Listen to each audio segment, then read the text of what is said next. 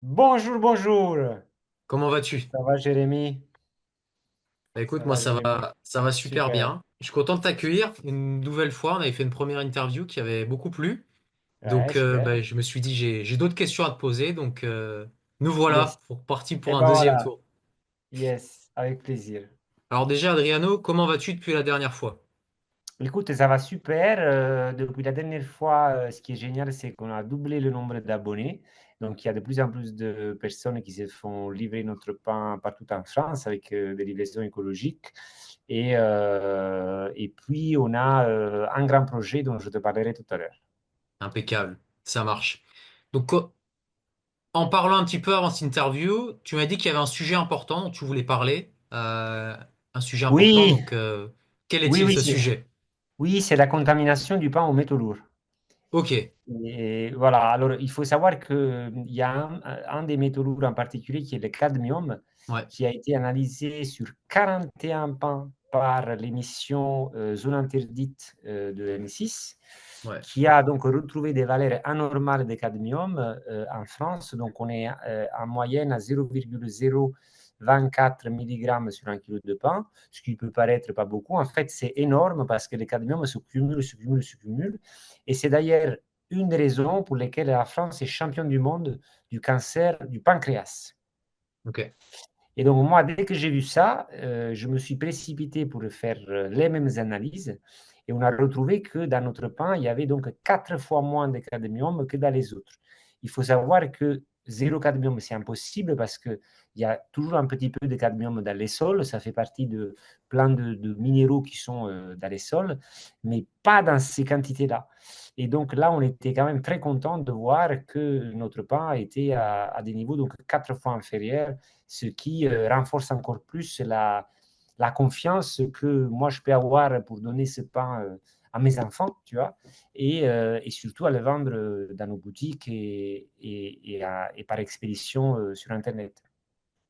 D'accord, très intéressant. Ce sera disponible sur ton site, ces analyses, ou tu les as faites pour Oui, l'instant de oui, ton oui, côté? oui, c'est sur le site et je pourrais te l'envoyer tout à l'heure. Très bien, impeccable. Alors moi, j'avais une question à te poser. Ouais, Donc moi, le pain au levain, c'est quelque chose que je recommande régulièrement à mes clients, que ouais, j'ai en consultation. oui, Il y en a beaucoup qui me demandent comment faire pour reconnaître un pain 100% levain, puisque comme ouais, tu me l'avais déjà spécifié la première fois, il n'existe oui, toujours pas de certification non. 100% levain. Donc comment on fait pour Ouais. reconnaître un pain 100% levain, selon toi? Ouais, bah, c'est compliqué. Alors déjà, ce qu'il faut savoir, c'est que ce n'est plus enseigné depuis les années 70 dans les écoles de boulangerie. Ce n'est plus parce que tout simplement, ce n'est plus requis en fait pour l'examen du CAP boulanger. Donc ça veut dire qu'on a perdu des générations entières de boulangers qui ne savent plus faire du pain exclusivement au levain naturel. Hmm, Pourquoi? Parce que lorsque tu rajoutes la levure, ça va beaucoup plus vite, donc c'est plus simple à faire. Et on est dans une société qui, entre le bon compliqué et le mauvais simple, choisit systématiquement cette deuxième option. bien sûr. Euh, Maintenant, comment on fait pour voir la différence? C'est assez simple. Quand tu vas voir un pain qui est trop acide, ce sera sans doute un faux pain au levain. D'accord? Intéressant. Donc l'acidité doit être plutôt l'acidité du yaourt que celle du vinaigre. D'accord. D'accord? Pourquoi? Parce que tout simplement, à partir du moment où tu rajoutes de la levure et que tu la mets à côté du levain, la levure, elle va tout manger. D'accord? Parce qu'en fait, il faut comprendre à la base qu'est-ce que c'est la fermentation. La fermentation, c'est une forme de digestion par des êtres minuscules. Eux, ce qu'ils veulent, c'est manger le sucre. OK? Donc, tu en as de deux sortes. Tu as la fermentation à la levure, qui est celle de 99%, j'exagère pas, peut-être même plus, des boulangeries en France. Il faut savoir qu'en France, il y a 35 000 boulangeries et que moi, j'en connais quand même pas mal parce que celles qui travaillent que au levain, c'est un peu des passionnés. Moi, j'en connais une trentaine. En France? Oui. Ok. Voilà. Je sais te dire, par exemple, à Grenoble, il y en a une. J'en connais, tu vois, par exemple, à Lyon, j'en connais pas. Je sais qu'il y en a une ou deux à Marseille. Je sais qu'il y en a quatre à Paris. Je sais qu'il y en a une à Caen. En général, on les connaît. Donc, mettons que moi, j'en connaisse pas toutes. et qu'il n'y en a pas 30, il y en a peut-être 300, tu vois, on reste quand même sur 1 sur 1000. Ouais, Donc, c'est très rare. Et en fait, quand tu fais cette fermentation à la levure, ça va très vite et tu peux rajouter du levain. Mais puisque la levure va beaucoup plus rapidement que le levain, lui, c'est comme s'il n'était pas là. bien Parce sûr. qu'en fait, le levain, donc au niveau des bactéries lactiques, ils n'ont pas le temps de manger parce que les levures, ils arrivent, en fait, en 1 heure, ils ont tout bouffé. Et donc, qu'est-ce qui se passe? Du coup, c'est que ton levain, puisque tu as la levure qui fait tout le job, tu n'as pas besoin de le rafraîchir. Qu'est-ce que ça veut dire rafraîchir? Ça veut dire nourrir ton levain, c'est-à-dire mettre l'eau et la farine, l'eau Ouais, et la farine. ouais, Et du coup, si tu ne fais pas ça, ça va s'acidifier trop et donc tu te retrouves en fait avec un goût beaucoup trop acide. d'accord. Ce rafraîchissement, il est à faire tous les combien de temps? Alors, ça dépend du taux d'hydratation. Plus le taux d'hydratation est important, plus tu dois le faire souvent.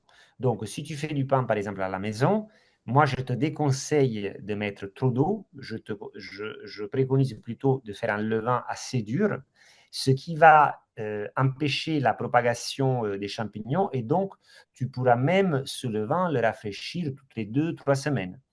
Alors que si tu pars sur un taux d'hydratation important, comme nous le faisons en boulangerie, c'est-à-dire 1 à 1, donc là, tu dois le faire tous les jours parce que tu as plus d'eau. Et l'eau, en fait, elle rend le levain plus instable. Donc, D'accord. il a besoin d'être nourri plus souvent. Très bien. J'ai une question qui me vient là, supplémentaire. Est-ce que tu Ouais. aurais déjà pensé à proposer quelque chose pour les gens qui voudraient fabriquer leur propre levain à la maison avec ta farine, par exemple? C'est quelque chose qui pourrait se faire ou pas? Alors, on vient de le lancer. Alors, pour le moment, c'est que les abonnés qui peuvent commander la farine Ouais, depuis leur espace. Donc, tu sais qu'on a un abonnement. Donc, ouais, c'est 2 kilos de pain toutes les semaines, toutes les 2 semaines, toutes les 4 semaines.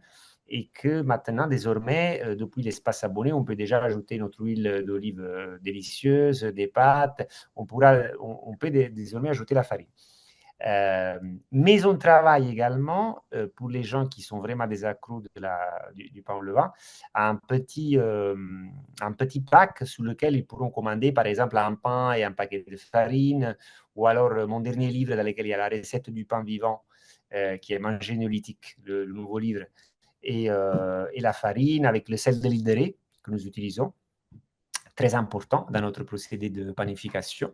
Donc, tout ça, c'est en cours. parfait. Et au niveau du temps de conservation sur un pain 100% au levain, tu dirais qu'on est à peu près à combien de Alors, conservation? Alors, en fait, l'élément levain n'est pas le seul qui rentre en jeu dans la conservation. D'accord. Donc, si, disons, à parité de fermentation, donc à parité de pain qui a été fermenté exclusivement au levain, tu vas avoir également le type de blé qui est utilisé et le type de mouture qui est utilisé qui vont rentrer en jeu. Mais on va dire que ce sera entre 3 jours et 2 semaines. Voilà. Nous, D'accord. notre pain, on a une durée limite de conservation de 30 jours, C'est déjà pas mal. ce qui est exceptionnel pour le pain. En général, le pain, c'est 2 jours. Hmm. Et alors, nous, on ne communique pas dessus. On dit qu'il se garde une semaine parce Ouais, qu'on préfère.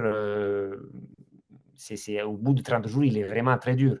Mais à partir du moment où le pain, on sait le garder, parce que ce n'est pas évident, il faut, il faut réapprendre ce que nos aïeuls savaient, c'est-à-dire le pain se garde dans un torchon, dans un linge qui n'est pas trop épais, ouais, euh, à l'air libre, ouais. dans une pièce qui est suffisamment aérée, donc au moins 2, 3 fois par jour, Mhm. ce qui, au passage, même si ça fait plus froid, en fait, vous permet d'être moins exposé aux maladies, aux rhumes, etc., même en hiver.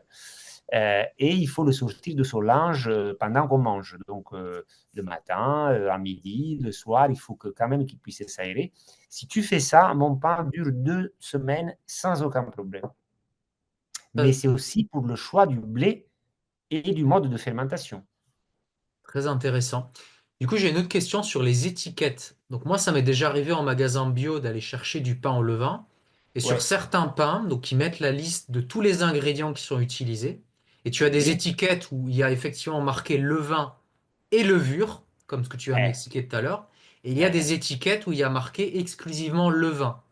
Est-ce qu'on oui. peut faire confiance à ce type d'étiquette ou pas?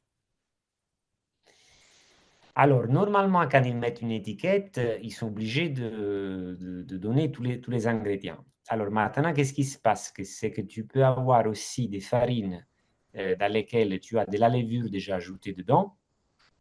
Et donc là, ils ne sont pas obligés de le mettre tout simplement parce que c'est moins de 5%. D'accord.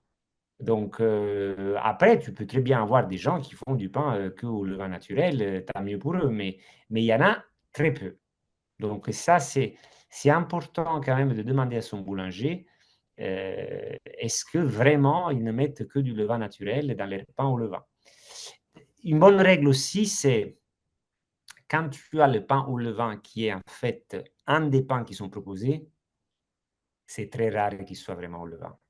C'est-à-dire que ça va plutôt être des boulangeries, parce qu'en fait, c'est trop compliqué d'avoir un pain au levain, un autre qui n'est pas au levain, tu vois. Et en général, moi, les boulangeries à qui je fais confiance pour mon pain, parce que j'achète aussi des fois du pain dans d'autres boulangeries, à Paris, il y en a trois ou quatre Ouais. où je suis sûr que c'est du levain, parce qu'en fait, ils écrivent pain au levain naturel 100% et ils sont tous comme ça. Ils ne s'amusent pas à faire un à la levure, un au levain, un levain levure, etc.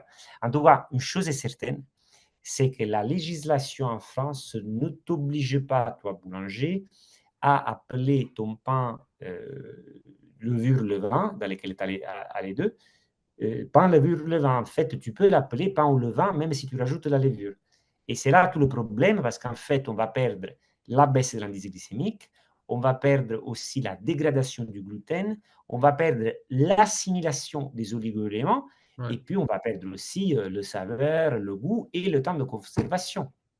Donc c'est une vraie arnaque parce qu'il faudrait que même que ça soit réprimé par la direction de la répression des fraudes. Si une personne veut consommer du pain 100% au levain naturel, il faut qu'il puisse acheter du pain qui est appelé pain au levain. Basta. Il ne faut pas d'artifice. Mais ça, malheureusement, il y a eu un décret pain qui a été fait en 2003, qui a été promulgué en 2003, qui protège cette pratique qui est pour moi est 100% vicieuse et dangereuse. Très intéressant. Du coup, on peut rester sur ce sujet un peu qui est la législation. Moi qui suis naturopathe, je suis entre guillemets un peu au front, puisque c'est moi qui vais encourager les gens à consommer tel ou tel produit. Et je sens vraiment de mon point de vue qu'il y a un véritable regain ces dernières années pour la qualité, pas seulement pour le pain, hein, pour tout d'ailleurs. Donc il y a un vrai marché à prendre pour la qualité et aussi pour le pain. Est-ce qu'on peut espérer un jour un label 100% levain d'après toi? Ou c'est trop compliqué? Alors, c'est en fait, moi j'ai essayé un peu dans la profession parce que tu vois, je vais à droite à gauche à des conférences, à des meetings et tout comme ça. Il n'y a pas l'appétit pour ça parce qu'en fait, il faudrait tout changer. C'est vraiment le système. Hein. Quand je t'ai parlé tout à l'heure des écoles de boulangerie qui ne forment plus au Ouais, levain, pour moi c'est un problème. C'est-à-dire que moi, le boulanger que je vais prendre qui est sorti, qui a son CAP, je vais devoir le former ouais, sur cette question du levain naturel parce que ce n'est pas évident. Et ouais. donc, si la formation n'est pas là, en fait, tout le système est bancal parce que les gens ne savent plus faire. Et donc, il n'y a pas l'intérêt pour faire ça. En plus, en parler après des lobbies des levuriers. Les sociétés des levuriers font un fric monstre, ils ont des marges incroyables parce qu'en fait, ils ne vendent rien. Ce qu'ils vendent, c'est la fumée, c'est zéro artisanat, il y a c'est des apprentis sorciers, en fait. Ouais, je comprends. Du coup, il y a à la fois un effort d'éducation à faire du côté du consommateur, mais aussi du côté de l'artisan producteur, si je comprends bien. Oui, parce que, alors là, c'est exactement ça. C'est-à-dire que le consommateur, désormais, nous, consommateurs, parce que moi, je suis artisan, mais je suis aussi consommateur, désormais, il faut que, comme on dit en Italie, on dit, il faut se faire la croix, il faut porter la croix, en fait, dans le sens que c'est un véritable effort d'aller chercher l'information. Ouais. On ne peut plus faire confiance juste au label. Ouais. Euh, Moi, tu vois, je suis un grand partisan du label bio parce que c'est le seul qui a vraiment un vrai mécanisme de contrôle très strict, mais il ne suffit pas. Tu vois, c'est nécessaire, mais pas suffisant. Parce que le bio ne te donne pas, justement, sur le pain, par exemple, l'information sur la fermentation, il ne te la donne pas non plus sur la variété de blé, il ne te la donne pas non plus sur le mode de mouture. Ça, ce sont les trois éléments à voir quand on veut acheter du pain. C'est vraiment la variété de blé, comment le blé a été transformé, donc le mode de mouture, et comment le pain est élevé. Tu vois, c'est Ouais. logique. Ouais. Et ces éléments-là, en fait, la seule chose que te dit le label bio, ce qui est quand même, encore une fois, c'est nécessaire mais pas suffisant, Hmm. c'est que tu as des mécanismes agricoles beaucoup plus vertueux que ce que tu peux retrouver dans le conventionnel. Mais il faut aller au-delà. Et c'est vrai dans tous les sujets. Nous, par exemple, alors, on a transformé notre ancienne boulangerie initiale, 25 mètres carrés, où on a dû bouger il y a 3 ans. Là, on a créé un coffee shop. Hmm. Et dans ce coffee shop, donc, on vend notre pain et on fait du café de spécialité délicieux. On fait du matcha. Et si tu viens et tu prends un cappuccino, on va utiliser que du lait de vache jersiaise. Voilà. Donc, la vache jersiaise, je ne sais pas si ça te parle, Et c'est une race rustique de vache qui va donner un lait avec beaucoup moins de lactose, avec plus de vitamines, qui va être plus gras, qui va être aussi meilleur au goût. Et donc, moi, mon cappuccino, bah, ça n'a rien à voir. Tu ne sens pas que le café, tu sens aussi le vrai lait de vache. Et ça, bah, pour la digestion, c'est 10 fois mieux. Donc, le consommateur doit prendre ce temps de voir pour la viande, pour les œufs, etc. Mais moi, je dirais, ne le voyons pas comme une corvée, mais voyons-le comme une opportunité de réacquérir cette confiance et cette conscience, tu vois, dans ce que nous mangeons, parce que nous sommes ce que nous mangeons. Donc, philosophiquement, si on comprend ça, après, on comprend que oui, ça vaut la peine de se renseigner. Oui, ça vaut la peine de s'informer. Et aujourd'hui, on a la chance d'avoir Internet. On peut dire tout ce qu'on veut, les réseaux sociaux, etc. Mais il y a un accès à l'information très important. Après, toujours faut-il être bien capable de discerner le vrai du faux. Et donc, pour ça, bah, il n'y a rien de mieux qu'une bonne éducation, culture générale, curiosité, etc. Mais c'est un exercice aussi à faire avec les enfants pour les éduquer et pour qu'on puisse petit à petit avoir en fait je dirais, cette alphabétisation alimentaire. Tu vois, on est dans une société où il y a beaucoup trop d'analphabètes alimentaires. Et ça, après, ça fait les cancers, les diabètes, les maladies chroniques, etc., etc. d'accord, très bien. Moi, j'avais une autre question à te poser sur la farine intégrale.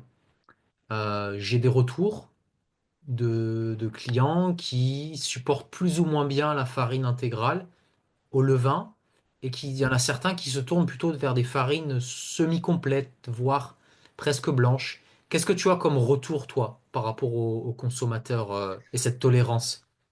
Alors, déjà, qu'est-ce que ça veut dire intégral? Alors, intégral, tu as un élément très important à comprendre, c'est que le son, donc la partie périphérique du blé, ça, on va te la mettre, mais c'est très rare qu'on va te rajouter le germe de blé. Pourquoi? Parce que le germe de blé est un super aliment que les meuniers gardent pour le revendre à l'industrie pharmaceutique, parce que c'est un super aliment. Donc, à partir du moment où tu enlèves le germe de blé, qui a des fonctions très bénéfiques pour l'organisme et pour la digestion, là encore, il y a un problème de réglementation parce qu'on va pouvoir appeler un pain intégral alors qu'il ne l'est pas, Hmm. parce qu'il n'a pas de germe de blé. Problème numéro un. Donc, demandez un pain moulu à la mêle de pierre, parce que si c'est moulu à la mêle de pierre, ça va être très compliqué d'enlever le germe de blé. Ok. Numéro 2, l'espèce de blé est fondamentale.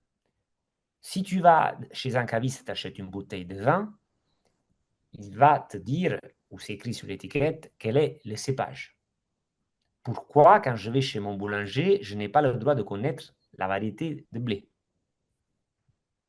Donc, cette variété de blé, en fait, a un impact énorme sur le pain, qu'il soit intégral ou pas. Pourquoi? Parce que la variété de blé aura un profil protéique particulier. Mhm. Et nous, on sait que les variétés de blé dur sont bien meilleures que les variétés de blé tendre. Or, si tu regardes le pain intégral ou pas en France, 99%, c'est du pain au blé tendre, pas au blé dur. Donc, chez Panevivo, nous, on a fait le choix d'utiliser une variété de blé qui est ensuite moulue intégralement, pour répondre à ta question, ce qui est très important parce que cette mouture intégrale, mais une vraie intégrale, c'est-à-dire avec la meule de pierre, va contenir non seulement le son, mais aussi le germe. Et puisqu'il s'agit d'une variété très ancienne de blé dur, il n'y aura aucun problème de digestion. D'ailleurs, la preuve de ça, c'est que depuis la dernière fois qu'on s'est appelé, Mhm. nous avons obtenu le label FODMAP Friendly. Parce que la Intéressant, raison ouais. pour laquelle, voilà, la raison pour laquelle beaucoup de gens ne tolèrent pas le pain intégral ou le pain complet, c'est parce que justement, il contient plus de FODMAP que le pain blanc. Donc, en fait, c'est paradoxal parce qu'on ne va pas dire aux gens manger plus de pain blanc, tu vois, ça n'aurait pas de sens parce il a beaucoup moins de minéraux. Mais à partir du moment où tu vas moudre ce blé, que tu le choisis bien, qu'ensuite tu le fermentes bien, donc ces trois éléments, blé encore, mouture et fermentation, et que tu les maîtrises comme il faut, et ben là, ça va être un pain archidigeste, même pour les personnes souffrant de syndrome de l'intestin irritable. D'accord. Intéressant. Très bien. J'avais une autre question pour toi. Alors, je ne sais pas si tu as étudié la question, mais je te la pose quand même.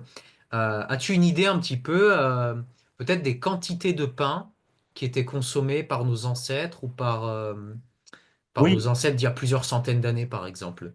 oui, oui, oui. Alors, pour rédiger mon premier livre, donc je ne mangerai pas de ce pain-là, je me suis imprégné de beaucoup d'ouvrages sur l'histoire du pain. Il y a un auteur en particulier qui est hyper intéressant, qui est Stephen Kaplan. Alors, Stephen Kaplan, c'est un Américain qui est installé à Paris depuis longtemps et qui est l'historien du pain en France. Alors, selon ses recherches, jusqu'à la Deuxième Guerre mondiale, en France, on aurait consommé jusqu'à 1 kilo de pain par jour par personne. Pas mal. Donc, il n'y a pas si longtemps que ça.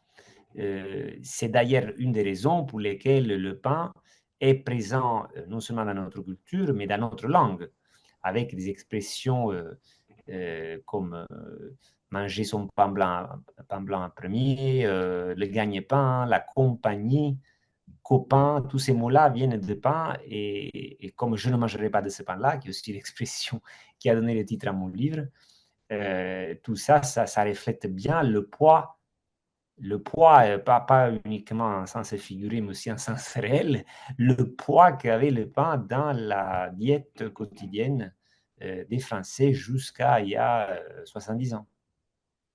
Intéressant. Très bien.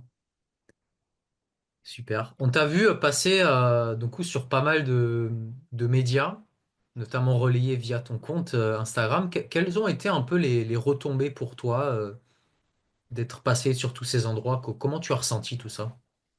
Bah, c'est toujours bien parce que ça permet d'avoir plus d'impact. Moi, ce que je cherche, tu sais qu'avant j'étais journaliste, j'essaye autant d'enfourner du bon pain que d'informer. C'est les deux choses vont ensemble. Parce que ce que je disais tout à l'heure, c'est vraiment le sens de projet Vivo. C'est pour ça que je suis très actif sur les réseaux sociaux, dans les médias. On essaie d'expliquer le plus possible.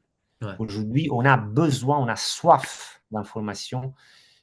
Si on ne s'intéresse pas à ce qu'on mange, on est perdu. Après, on ne peut pas se plaindre qu'on ait toutes ces... On tombe en fait à les pièges de cette société de la consommation. Et donc, oui, effectivement, je suis passé récemment sur Radio Classique, sur RTL, ça permet de se faire connaître et il y a des retombées. Après, c'est jamais mécanique. Hein. C'est pas parce qu'on sort à la télé ou à la radio que demain on va avoir 1000 abonnés. Je parle pas de 1000 abonnés Facebook ou Instagram, ça c'est facile, mais plutôt 1000 abonnés qui reçoivent le pain toutes les semaines, toutes les 2 semaines, toutes les 4 semaines. Non, ça prend du temps. Mais ça permet d'ouvrir un petit peu encore plus le champ d'action pour cette activité qu'on a à la fois artisanale, mais aussi d'information. Très bien. Et du coup, toujours dans cette optique-là de développement, donc tu as des projets futurs, donc tu nous as un petit peu parlé au début. Est-ce que tu veux nous détailler ça Avec maintenant? plaisir, avec plaisir. Donc, si tout va bien, fin avril, nous allons ouvrir Pizza Viva à Paris, dans le 5e arrondissement. Donc, l'idée avec Pizza Viva, c'est de manger une bonne pizza et de ne pas sortir plié en deux avec mal au ventre. Donc, la pizza, c'est peut-être le plat plus convivial Ouais, de la cuisine italienne, même de la cucina povera, la cuisine pauvre italienne, et de ma région en particulier, parce que je viens de Campanie, donc de la région de Naples.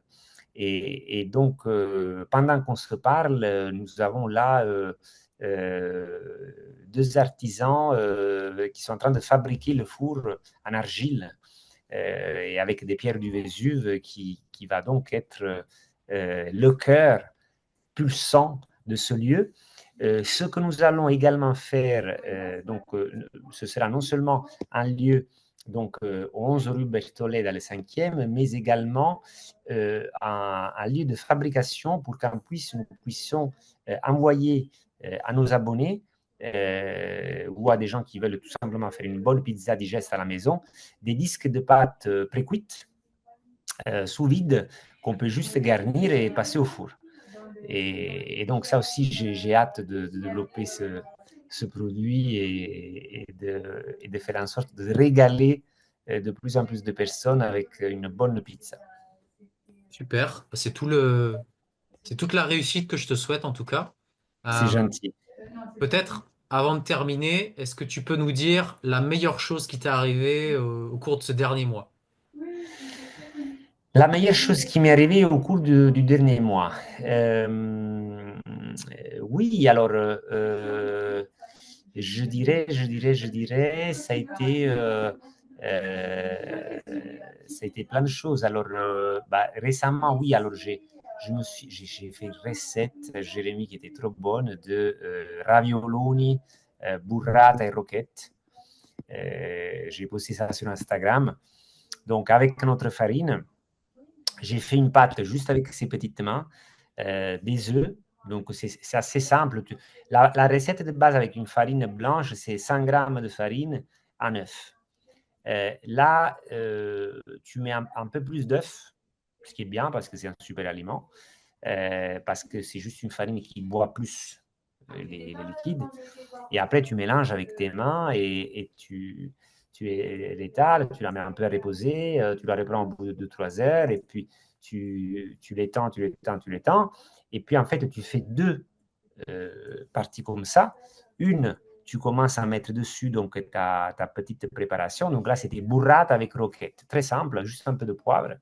Et après, tu mets par-dessus le deuxième strat. Et après, avec tes mains, tu fais tcha tcha tcha tcha tcha tcha et tu crées ces raviolis qui étaient délicieux. Coulant, filant, trop bon. Super. La recette est disponible sur le Ouais, site? ouais, on l'a sur Instagram. On l'a sur Instagram. Si tu veux, je peux même t'envoyer la vidéo brute comme ça, si jamais tu veux la montrer dans le montage. Ouais, je la mettrai, ouais.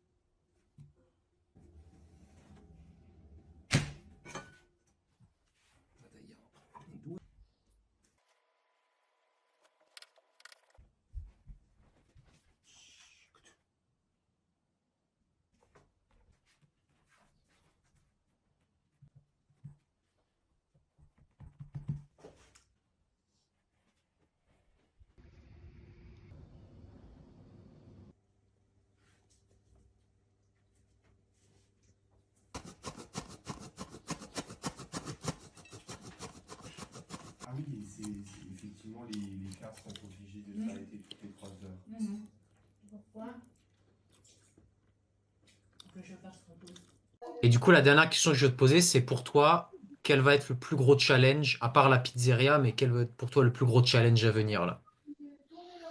Bah, écoute, le plus gros challenge pour nous, ça va être vraiment d'être libre de notre parole et de ne pas se faire influencer par des gros intérêts qui existent et des grosses lobbies qui sont quand même très puissants, très, très, très puissants. Là, on le voit un peu ce qui se passe dans le monde. Il y a quand même des gros intérêts avec justement de plus en plus de conflits d'intérêts. C'est-à-dire que les gens qui prennent des décisions, bah, ils sont influencés par.